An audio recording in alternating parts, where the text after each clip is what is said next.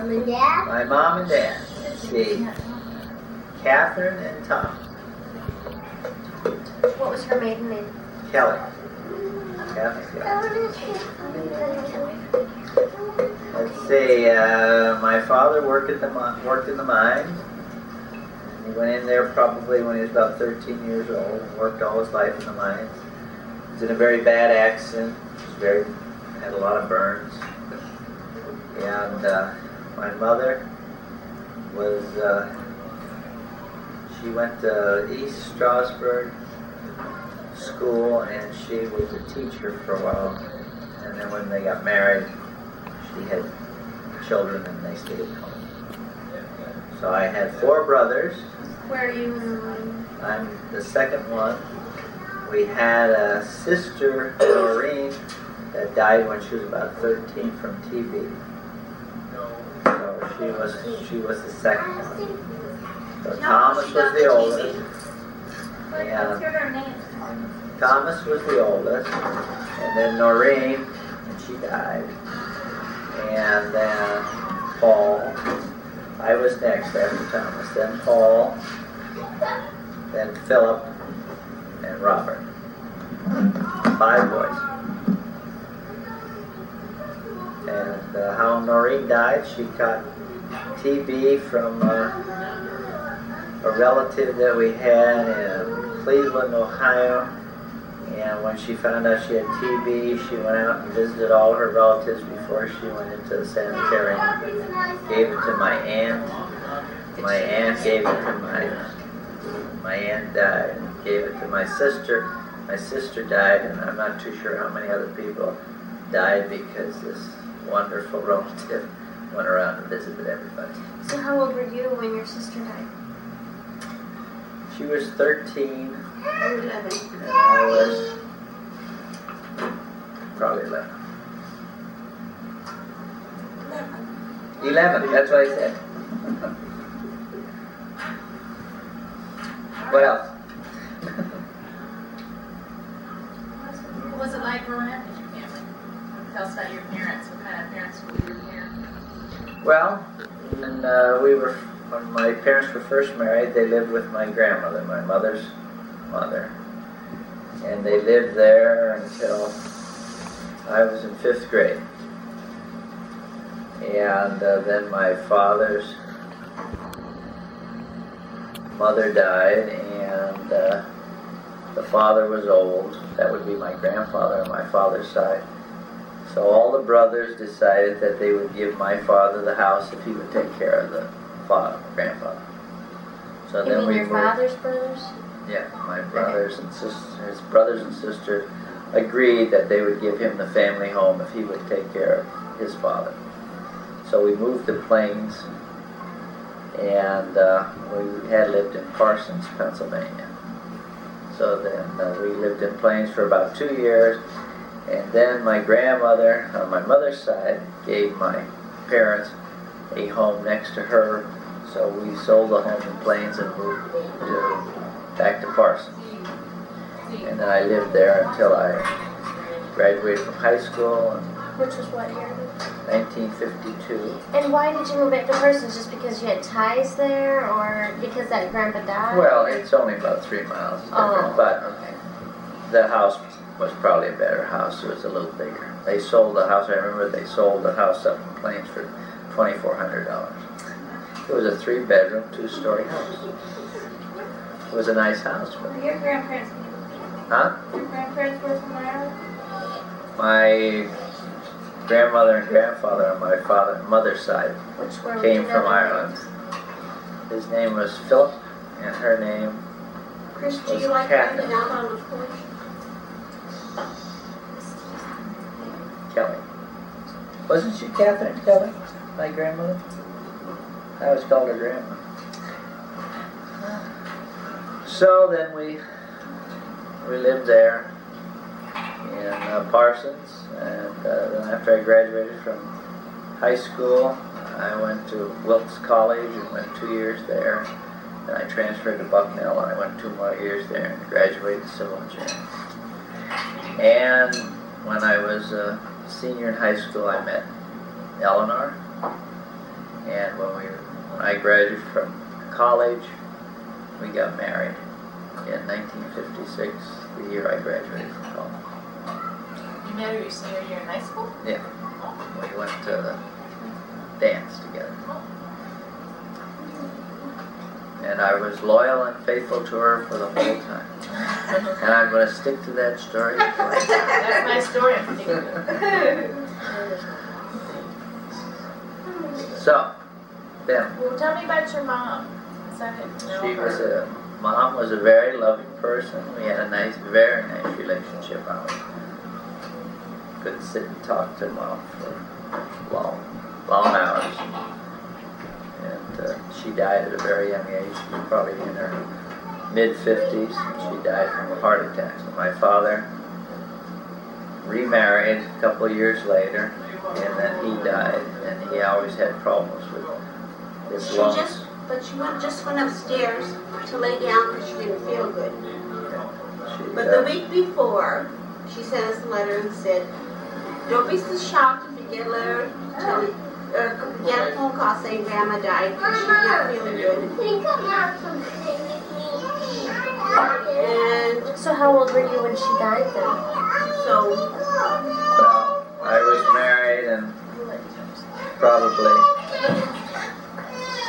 I don't know, where did we live when Mother died? We were in Harrisburg. So I was probably about 28, 30. How old were you when you got married then? 22. Both Elmer and I were called you 22. told her that your mother died. You said, "You don't mean Mom, you mean Grandma died." Yeah, Right? I thought my grandmother died. She lived right next door. And she felt very bad because she was young. She was so old. When her daughter died, she felt very bad. In fact, they had a little argument before that. I know my grandmother always felt bad about that because They weren't speaking. to each other at that time. Just a little tiff, and I don't even remember what it was. You can't go around the camera, don't do it. I know what it was about. So, It was about Philip getting married.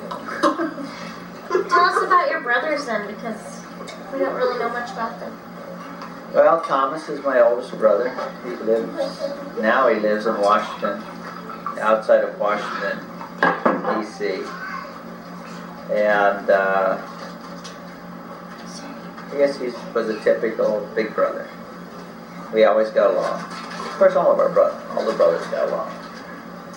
And then Paul was the second one, and he's in Florida now. He married a girl from Canada, and they live in Florida. And then Philip and Robert still live in Wilkes-Barre, Pennsylvania. In fact, they have a duplex home. They live in each side of it, so they own half of it. And sometimes we get back and see them, but not very often.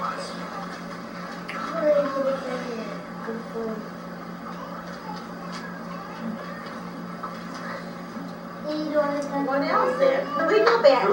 We watch dinner together and we visit. And what about the Florida ones? Well, his wife is an oddball. She's from Canada. Canadian. Not ball. We didn't finish talking about your dinner. Why is the door open? Yeah, honey, why is She's the one door you called when you were on your honeymoon, and she said, "We'll call you back." That wasn't our honeymoon, but yeah, she was kind of weird, yeah. That's why I kind of wondered. If you would talk to her husband, he would say, "Oh, come over tomorrow night." Well, That's I wondered that, yeah. Yeah, she's weird. Because she was kind of bizarre on the phone, yeah. You're not on, are you? Yeah. Oh. Oh, okay. Oh. Okay, you tell us about your dad. My dad? You said that your dad remarried a couple years ago. Well, my father worked all the time. He had 2 jobs usually. He worked in the mine. And very seldom took us on vacation. But we went fishing a couple of times. But he was busy with his work, so I guess we had a good relationship. No problem. And what did he die from? Well, he had, it's like miners' lung, but rather than coal dust, he had problems because he was a motorman and they used to use a lot of sand. So he actually had silicone in his lungs. But he had emphysema, just like And was most he miners pretty young do. when he died also? He was probably in his 60s. He had retired. So then, were you telling me that was a dirty job that he always came home, like washed up? Oh no, I never Yeah. saw him dirty. Yeah. A lot of the miners, you used to see them walking home and they'd still have their mining clothes on, they'd be black. And he would always take the shower at the mines, and so he'd never come home dirty. He was always all washed up. You can shut that out for a minute so I can say something. What it was to lose somebody. Right. And he even dated a girl of my age.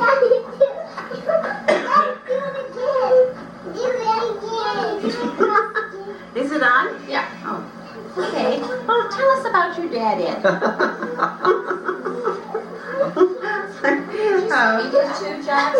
Your mother was Yeah, very what were his other jobs? I knew he was coal miner. at the music company. I used to work for my aunt and uncle at the music store. And he always said none of his sons would ever work in the mines. And he encouraged them all to go to college, and Ed was the only one that went to college out of 5 boys. I didn't realize that. I don't remember encouraging anyone to go to college. You told me that. He said Steve anybody Jobs was can the go only to one. college, Steve Jobs was the only one to go to but and you're the only one that went to college. Paul didn't go to college? Well, later on, Paul. In fact, he has his master's degree. But when he was home, he He's didn't. a principal at a school. But his mother loved to socialize. She was a very social person. And his dad was always too tired after working and would just probably fall asleep in chairs just like Ed does. And That's me. Yeah, show us how that looks. Socialize. so then when Ed's mom, Nancy, when we came home, when Ed's mom died, his dad greeted us on the porch and he hugged Ed.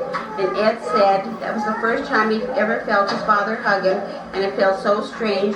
So from that time on, he made a promise that he would always hug his sons and his sons-in-laws when he saw them, because you should. Yes. So anyway, it just felt so strange to have his dad hug him, and his But that dad. wasn't very common then. I mean, probably a lot of dads didn't. Guys didn't do that. Yeah. So then his dad started dating. He dated this woman that had a bad reputation across the street. Wait a minute. I remember your Aunt Helen talking about it. Oh. And I remember he dated this girl that was my age that had a crush on you. And then this lady called him up to try to sell him some encyclopedias, and he made a date with her. And he brought her to our house in Harrisburg, and they were both stone drunk. And You're really trying to make my family look a little bad. Wait a minute. I didn't hear anything I just about your family.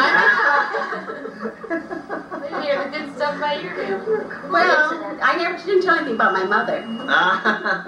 We'll come back to that. Yeah, we want to hear more. But anyway, so Get down here. he traveled all over, and he would go to parties and he'd meet strange people. And remember, he'd tell the stories he'd tell us, like he was Sort of makes you look forward to being a dancing to widower. this lady with this lady, and her husband came around and almost punched him in the mouth. And he didn't know she was So we'll married. understand you when it happens. And so. And we'll like smile at My father's influence. So he ended up marrying a very nice lady whose husband died, who they were friends when they, as couples, they were friends, and her husband was the same age probably as Ed's mother. So when she met Ed's father, they decided, and so Ed's father said to us, "Do you think I should marry her?" And we said, "Well, don't ask us. What do you think of her?" I mean, it was like he was looking for somebody to do the wash and do the cleaning and cook the food. that was the important thing, And so he married her.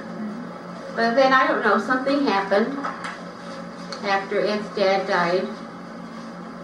she got upset with the family because Ed's brothers wanted to go look through the house and get films and pictures and everything, and she wouldn't let them do any of that stuff. And they don't know what happened to it. But for some reason she got upset with them. Is she alive? Huh? Is she alive? We don't know. She moved to Florida, and one of the daughter-in-laws, one of Ed's brother's wife, a couple years ago said she heard from her. And the first year she moved away, she sent us a box of oranges. So I guess she wasn't mad at us. Was she younger than you now? About the same age. About the same. She was a widower. Or was she like a good neighbor? Yeah. But they got along well. Yeah, it was, they were happy together. That was nice. But I mean, we were all out the home, so it wasn't like our mother. Yeah. I mean, it was our father's wife, but so they were happy together. That's Well, what about as far as religion? Your mom and your dad. I mean, how were they with it? They were born Catholic and raised all of their boys Catholic. I would say they were, very, very religious. They went to church. Mommy, do you have the keys to the car?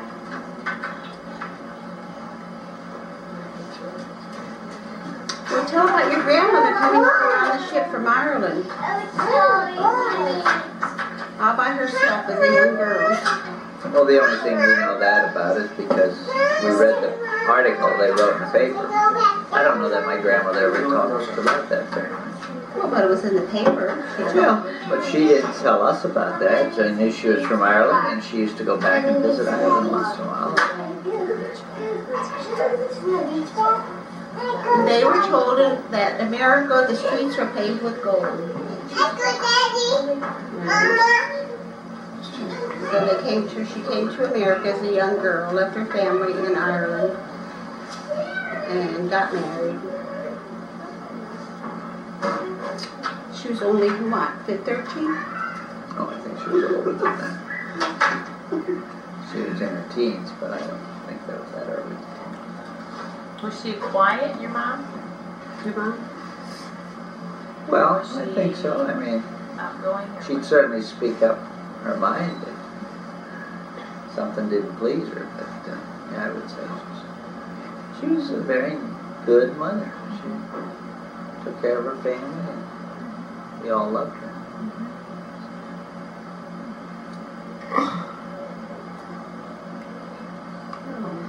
What else? I guess that's all. Oh, with my mother's mother, Yeah. and all my cousins would be there. We'd have dinners, but they didn't speak English, so you couldn't talk to them. Just hello, goodbye. Well, what were things you liked doing? I mean, what did you do on planes for entertainment? What was your entertainment? Or what did you guys do? She's from Plains. You were. We lived in Plains just 2 years. We were both. My family was mainly from what they call Parsons, which part of Wilkes-Barre. But, it was just a regular thing. We had our friends and went to school. Did you all do any sports or? I went out for wrestling once, but I didn't care for it that much. Are those kids running outside? Like when you guys were in school, like the separation, how was that? Like Dad, you went to Bucknell, Mom, you went to nursing school in New York, so. Did you guys just see each other on holidays? Yeah, we breaks? hardly saw each other. We went together 5 years, but we didn't hardly saw each other. It was on just a rare occasion. And nursing school was very strict at that time. Your free time was from 7 to 10.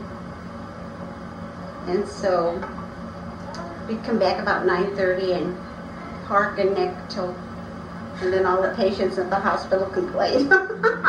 They look out the window, complain to the head sister, head directress of nurses. while all those nurses out in the cars naked with their boyfriend.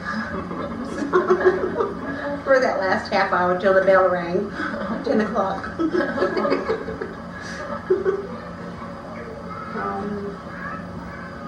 What else? Well, what was your, you can talk about your childhood growing up with your mom. Yeah. Say a little bit about your dad. Well, yeah. Well, like my mother, you know, was in a train accident, and her first child was like 9 months old. And it was a boy, which they were very happy for because my dad was a farmer, and His name was? Junior, Henry Jr. And so, and she knew somebody else who had a junior that died, and she always said, it's bad luck to have a child and name him a junior. Don't ever name any of your children a junior. Exactly. Yes. She told me Oh, that before or after the baby died? after the baby died. Oh, she said that. Oh. And so my dad was working on the farm, and he heard this loud crash, and he looked up and he just knew it was my mother because it was private land. And she went to the grocery store. The baby was killed instantly, and she had 2 broken legs, 2 broken arms, broken hip, broken pelvic bones, and broken nose, and she was in a coma for a long time. And when she came out of the coma, she asked how the baby was, and they had to lie and say the baby was fine, living with my grandmother. My father had to think of stories about the baby every day, pretend that the baby was alive. So finally they couldn't afford to pay the hospital. They didn't have insurance bill any longer, so they said my grandmother would take care of her. They would put a hospital bed in my grandmother's house. So she said that day the priest came in, the doctor came in, her parents came in, my dad came in the room, and they all had this look on their face, and she knew they were going to tell her some bad news. So they told her the baby was dead. And so she was really upset, and she wouldn't eat for a couple of days. And but then she always said it was like a miracle to have 5 more children after all that she had gone through. So then she had 3 girls, which I think really upset her because she wanted boys for the farm. And you know, when I moved to Ames at first, I must probably was going through my menopause. I went to counseling, so, and I would tell them about my mother, and they said that she was probably an alcoholic because she totally ignored it. And I said, oh no, I never saw her drinking. One day I did see her quickly hide a bottle when I went into the pantry where we kept the food. But then I found out later from Bernard that every 2 weeks they had to take 2 grocery bags full of empty bottles to the city dump. So she was a closet alcoholic. So, you know, you could better understand why she was the way she was. And, you know, she was just kind of in her own world. And I remember this one day that I always walked my bare feet, and I was walking down the road, and I really cut my foot, was bleeding, and I was sitting there crying. I was about 7 years old, and the farmer that had the farm next to us was coming to see my dad, and he saw me sitting on the roadside crying, and he picked me up, and he carried me home, and he knocked on the door, and he said to my mother, now, she really cut her foot really bad. You better clean it up and bandage it up and everything. My mother totally ignored it. I went upstairs and washed it off and put a rag on it. And that was it. You know, I just, well, and I mean, if she was an alcoholic, I think that's, you know, she was just totally unaware of what was going on around her. And,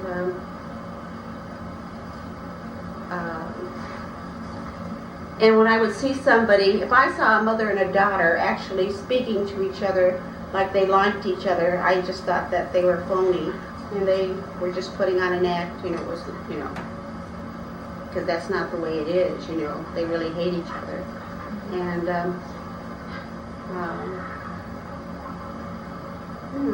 She was a very strict mother. She had a strap all the time. We used to hide under the bed and she couldn't reach us. The strap. And, let's see.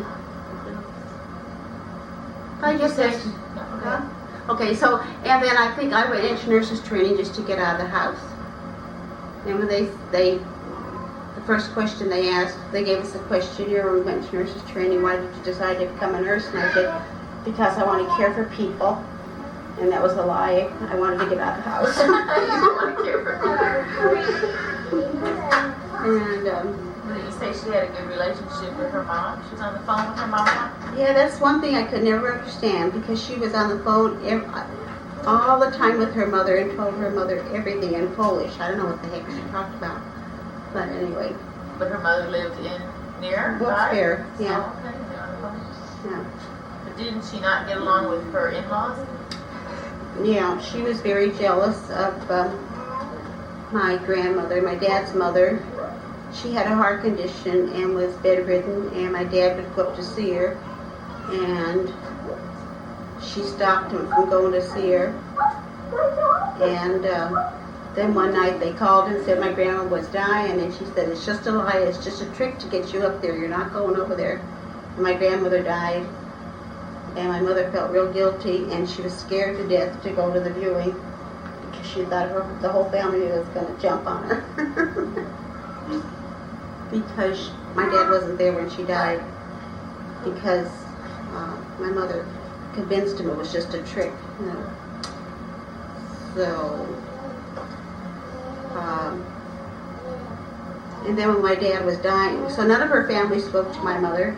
And then when my dad was dying of cancer, I went to my aunt and my uncle, and I said, you know, my dad is dying of cancer, and I really think that, you know, that you should just try to put the past behind you, and, you know, like they should go to the hospital and they should see my dad and they should speak to my mother, and they should, you know, I couldn't understand it. Everybody, you know, was Catholic, everybody went to church on Sunday, everybody received the sacraments, and I thought, how can they do all that stuff and yet hate each other? And my aunt said, well, I went to their house all by myself. You know, you don't really know what your mother is like and what she did to us, and you know, we can't forgive her, you know. So, but I thought, well, I tried. So anyway,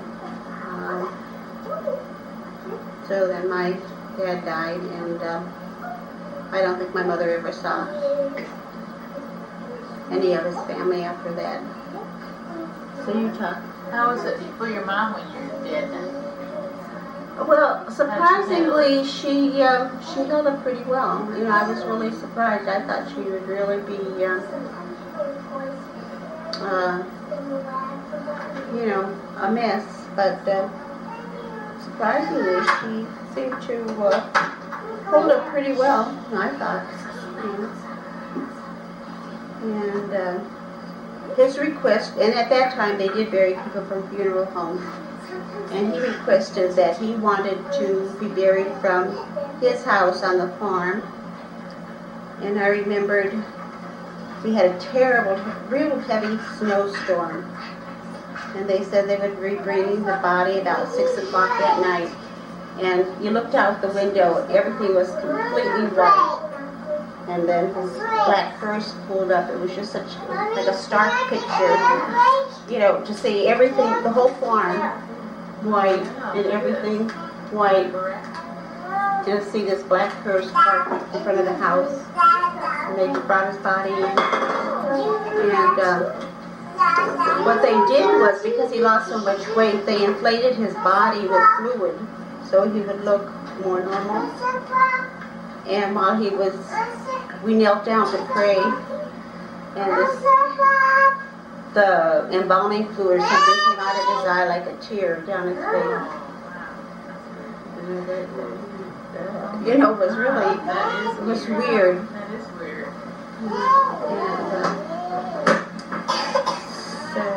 And they used to have like 2 nights at your house. And